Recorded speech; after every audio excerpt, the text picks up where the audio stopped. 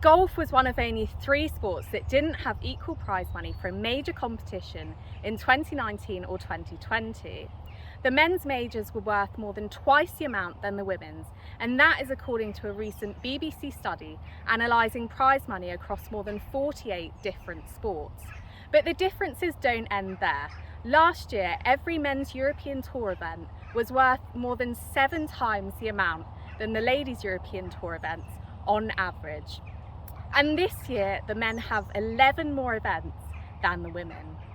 20-year-old Jess Adams recently turned pro and shared her thoughts on prize money and sponsorship in the women's game. There is still quite a large differential though between prize money and in the men's game and the women's game. There's a massive difference, yeah.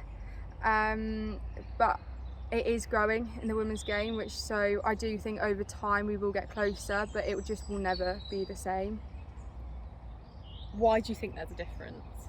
I guess because of TV time. There's a lot more TV time, and it's very stereotypical to look like it's a men's game rather than like so many women do play it. But from lockdowns, like the game is just growing and growing, so I do think over time it will get better. How do you feel about your future as a pro?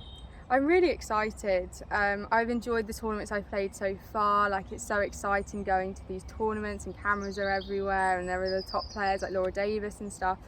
So I'm really excited, and I'm excited to start travelling on the LET Access. So yeah, I'm really excited.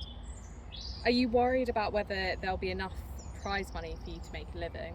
Yeah, it's definitely a worry because it costs a fortune to play. But I've been quite lucky so far with companies financially supporting me. So I think if you've got that in place, then there's a lot less pressure on you. But yeah, it's definitely going to be a stress. Ben Hogan said the most important shot in golf is the next one, and the same is true for women's golf.